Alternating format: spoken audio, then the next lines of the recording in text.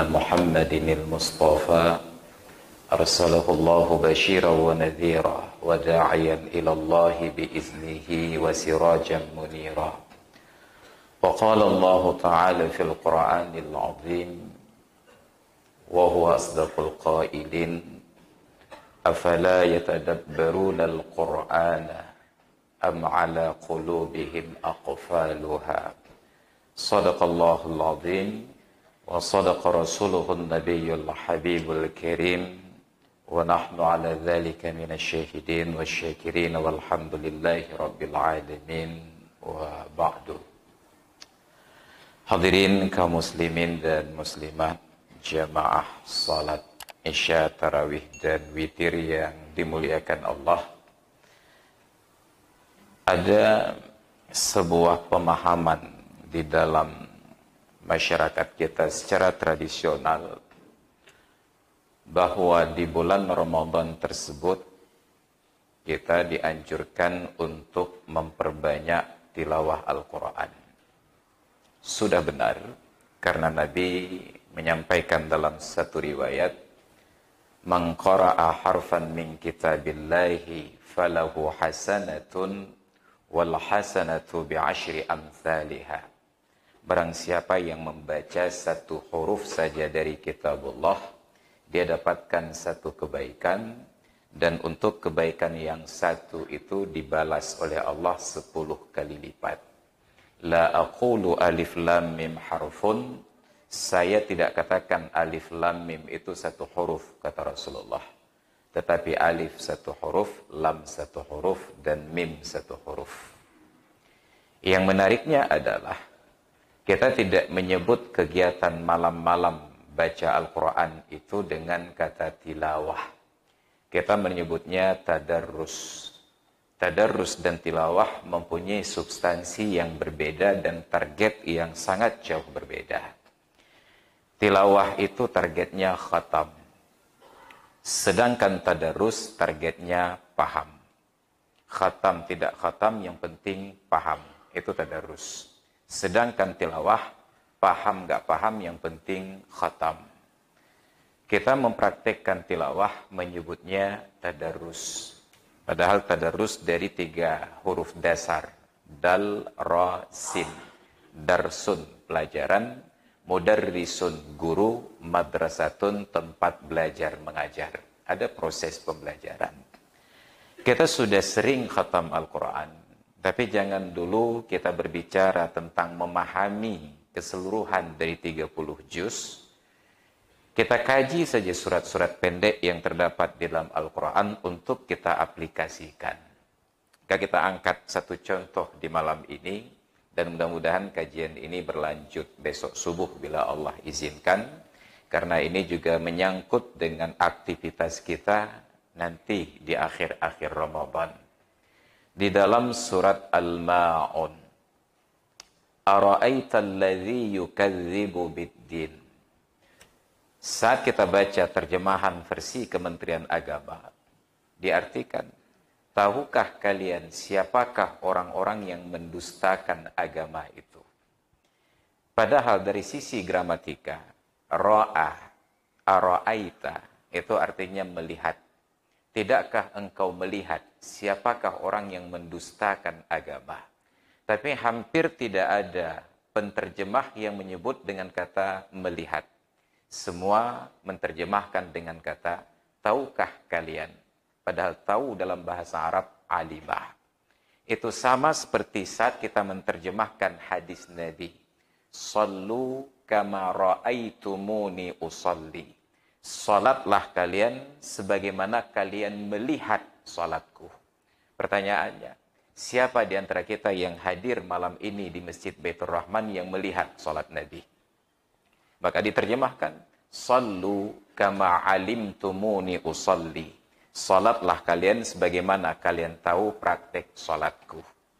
Beranjak kepada bentuk yang lain. Ketika Nabi mewajibkan kita sebagai umat menjalankan prinsip amar ma'ruf nahi mungkar, apa kata Rasulullah? Man ra'a minkum munkaran falyughayyirhu biyadihi. Barang siapa yang melihat Tetap katanya man ra'a, yang melihat. Tapi ternyata pada aplikasi hukum bukan hanya sebatas lihat. Siapapun di antara kalian yang tahu ada sebuah praktek kemungkaran, hendaklah ia ubah kemungkaran itu dengan tangannya. Boleh jadi tangan secara fisik ataupun tangan secara maknawi, kekuasaan. Fa in lam yastati' fa bilisanih. Kalau dengan tangan tidak punya kemampuan, maka dengan lidah. Fa in lam yastati', bila tidak mampu, fa biqalbih, maka hendaklah ia ubah kemungkaran itu dengan hati.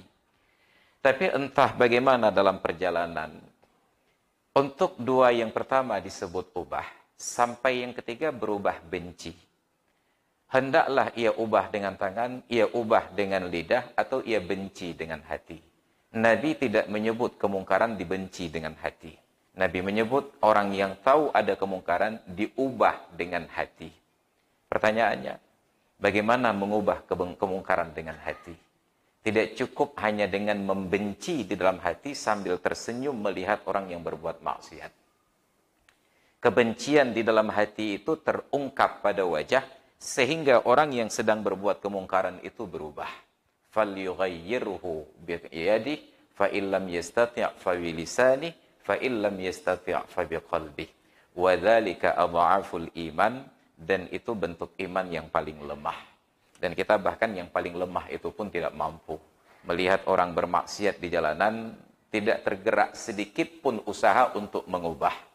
Tadi ketika sedang dalam perjalanan kemari, baru sampai tadi sore jam 5:30 di lampu pengatur lalu lintas Taman Riyadhah, sedang berhenti karena lampu menyala merah. Di samping saya ada anak muda yang nyetir sepeda motor dan badannya porsi besar, pakai celana pendek. Saya yang melihat tidak ada keberanian untuk mengubah. Kenapa? Karena badannya lebih besar dari badan saya. Saya hanya foto saya simpan, karena besok akan saya publikasi di media sosial untuk menunjukkan betapa di negeri kita yang konon bersyariat ini, hukum manusia lebih dijunjung tinggi daripada hukum Allah Ta'ala. Karena beberapa waktu yang lalu sempat saya foto pula di Banda Aceh di atas jembatan Lamnyong. Seorang anak muda membonceng seorang wanita di belakangnya. Entah istrinya, mahramnya atau bukan, wallahu alam. Yang menarik bagi saya, pemandangan kontras. Dia memakai masker, sangat patuh protokol kesehatan, dan celana pendek, sangat tidak patuh pada protokol Allah Ta'ala. Kenapa? Karena pemerintah kita lebih fokus pada peraturan yang dia buat daripada peraturan yang Allah buat. Orang yang tidak pakai masker dikejar-kejar, diuber-uber. Tapi yang tidak menutup aurat dibiarkan. Maka saya sering katakan berseloroh di Banda Aceh. Di Banda Aceh ini, asal Anda sudah pakai masker, tidak pakai celana, nggak ada masalah. Yang penting masker. Ini ketidakadilan kita kepada Allah Ta'ala. Maka itu yang tadi dibacakan oleh imam kita di dalam salat beliau. فَمَا كَانَ لِشُرَكَائِهِمْ فَلَا يَصِلُ إِلَى اللَّهِ وَمَا كَانَ إِلَى اللَّهِ فَهُوَ يَصِلُ إِلَى شُرَكَائِهِمْ. Persembahan yang mereka berikan kepada Tuhan-Tuhan mereka, itu tidak akan sampai kepada Allah. Tapi persembahan untuk Allah itu diberikan kepada Tuhan-Tuhan mereka. Sangat tidak adil. Prinsip kita sama seperti orang musyrik jahiliyah zaman dahulu. Inilah kita. Apa boleh buat? Nah, tapi pernyataan di dalam ayat tadi lanjutannya, فَذَلِكَ الَّذِي يَدُعُ الْيَتِيمِ. Siapa orang yang mendustakan agama itu? Itulah orang-orang yang menolak anak yatim. Da'a diuraikan dalam tafsir, memahami kata yadu'u diambil dari surat At-Tur ayat 14. Yauma yuda'una ila nari jahannama da'a. Di hari ketika mereka didorong ke dalam neraka jahanam dengan sekali dorongan. Ada anak yatim datang kepada kita dengan berbagai hajat dan kebutuhan. Kita dorong mereka. Dorong di sini sebenarnya konotasi positif. Seharusnya kita pakai tolak. Maka tadi malam setelah selesai sholat tarawih di Masjid Al-Badar di Kampung Pineng, di Lampineng, sambil keluar di pintu kacanya itu saya sempat foto sebentar. Karena ada tulisan antara dua lembar daun pintu. Yang satu tolak, yang satu tarik. Makanya orang nggak maju-maju ke masjid. Karena di pintu masjid saya sudah terjadi tolak tarik. Padahal bahasa Inggris itu artinya dorong. Dorong dengan tolak itu konotasinya sangat berbeda. Dorong itu positif, tolak itu negatif. Kita datang ke sebuah kantor, padahal belum meminta. Dari pintu sudah ditolak. Ditolak katanya. Seharusnya didorong. Bahkan sudah 75 tahun merdeka, bahasa Indonesia saja belum selesai. Itu sudah jadi kepala kantor. Ini persoalan kita. Datang anak yatim, kita tidak terima, kita dorong mereka bi'anfin, dengan sikap yang keras. Apa masalah terkait anak yatim? Di bulan Ramadan ini, ada banyak masjid, menasah, kelompok masyarakat yang peduli dalam tanda kutip kepada anak yatim, sampai di samping ada celeng tabung amal untuk masjid, ada tabung amal untuk anak yatim. Namun, ada satu hal yang kita lupa tentang anak yatim. Rasulullah tidak mengajarkan kita berinteraksi dengan anak yatim dengan cara-cara yang mengingatkan mereka tentang status keyatimannya. Allah mengajarkan kita berinteraksi dengan anak yatim sampai anak yatim itu lupa bahwa ayahnya telah meninggal dunia. Siapapun kita yang laki-laki bertemu anak yatim, posisikan diri sebagai ayah anak yatim itu.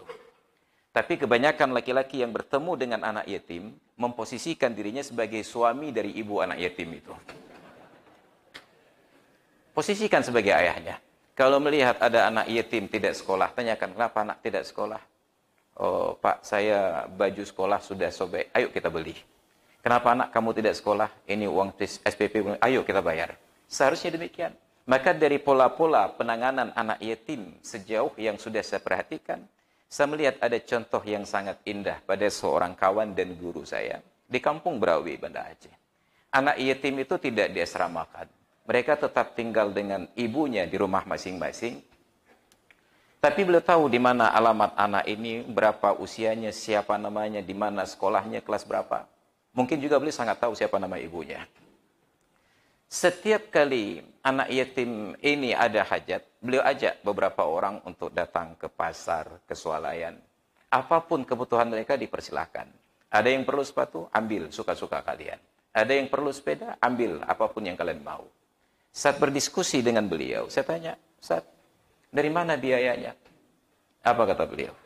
Untuk anak yatim ini jangan khawatir, Ustaz. Kita datang saja, nanti kita publikasi di media sosial, akan ada yang minta rekening untuk membayar tagihannya. Anak yatim ini tetap bersama dengan ibunya, dia tidak menjadi objek untuk rasa ibah, tetapi dia adalah sebagai anak yang dilindungi di dalam rumah tangga. Ini praktek yang sebenarnya. Lalu kita kumpulkan uang. Di bulan Ramadan ini diadakan agenda buka puasa bersama, diundang anak yatim. Mereka ditampilkan di atas panggung. Datang Pak Kecik, diberikan uang dalam amplop, lalu diusap kepalanya, digosok, putar ke sebelah kiri.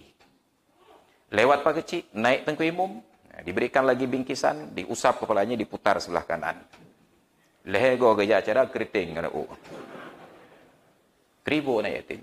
Padahal anak yatim ini ketika datang ke acara-acara itu sudah pakai hairstyle, gepucot, dia mencoba untuk mengelak kanan dan kiri, tapi tetap saja kalah. Ini praktek yang sangat buruk. Islam tidak ajarkan demikian. Maka, kalau kita baca literasi kehidupan Rasulullah, apa kata Nabi terkait anak yatim? Khairul buyuti fil mu'minina baitun fihi yatimun yuhsanu ilaihi. Rumah yang paling baik di antara rumah-rumah orang yang beriman adalah rumah yang di dalamnya terdapat anak yatim yang diperlakukan dengan baik. Adopsi anak yatim. Kalau berat menerima yatim yang asing, cari kerabat kita. Keponakan kita yang ayahnya meninggal. Sepupu kita yang ayahnya meninggal. Datang ke ibunya katakan, Kak, Dek, ini kalau berat untuk mendidik anak-anak, tinggal dengan saya saja. Apalagi kita tinggal di Luk Sumawe. Di sini akses pendidikan mudah. Biaya saya tanggung. Kapanpun ingin ketemu silahkan datang. Kerabat dari pihak ayah yang harus bertanggung jawab. Maka sejarah kehidupan Rasulullah, ketika Abdullah meninggal dunia, Muhammad tidak masuk panti asuhan. Kemana Muhammad? Tinggal bersama kakek dari pihak ayahnya, Abdul Muttalib. Saat kakeknya meninggal dunia, tidak diserahkan ke panti asuhan. Kemana Muhammad? Tinggal bersama paman dari pihak ayahnya yang bernama Abu Talib. Abu Talib bukan orang kaya, walaupun beliau ketua partai politik yang berkuasa. Beliau seorang miskin. Muhammad tinggal dengan kerabat dari ayahnya. Tapi di Aceh, kita tinggal dengan kerabat dari pihak ibu. Maka kerabat pihak ibu disebut wali karung, kerabat pihak ayah disebut wali meketam. Kenapa disebut meketam? Karena begitu ayah meninggal, meketam tekarnya. Hanya untuk mengambil pusakanya saja. Ini menjadi masalah bagi kita. Islam mengajarkan perlakukan anak yatim dengan terhormat. Bukan menjadikan mereka sebagai objek kasih sayang seperti ini. Di samping praktik demikian, menanamkan di dalam diri mereka infrastruktur untuk memanfaatkan posisi yatim mencari sedekah. Mereka dibiasakan, oh enak rupanya jadi anak yatim dapat sedekah. Maka bermasalahlah kita di perempatan jalan dengan orang-orang yang minta-minta sedekah. Maka hadirin sekalian yang dirahmati Allah, itu baru satu kita memahami dari ayat tadi. فَذَلِكَ الَّذِي يَدُعُ الْيَتِيمِ وَلَا يَحُضُّ عَلَى طَعَامِ الْمِسْكِينِ. InsyaAllah dilanjutkan besok subuh. Memang sinetron itu kemudian tengah dibeli bersambung. Maka insyaallah besok subuh kita akan lanjutkan sisa dari ayat ini. Mudah-mudahan itu menjadi inspirasi bagi kita untuk meluruskan tradisi yang selama ini sebenarnya sudah baik, tapi ada sesuatu yang lebih baik. Karena kata Nabi, la yashba'al mu'minu min khairin hatta yakuna muntahahu al-jannah. Orang mukmin tidak puas dari kebaikan-kebaikan yang telah ia lakukan sampai dia berakhir masuk ke dalam surga. Maka mudah-mudahan ada hal-hal yang lebih baik lagi yang akan kita dengarkan pada kajian-kajian yang akan datang. InsyaAllah saya tetap akan berada di sini sampai dengan sholat Jumat besok. Demikian atas perhatiannya saya ucapkan terima kasih dan mohon maaf atas segala kekurangan. Akhirul kalam, hadanallah wa iyyakum ajma'in. Assalamualaikum warahmatullahi wabarakatuh.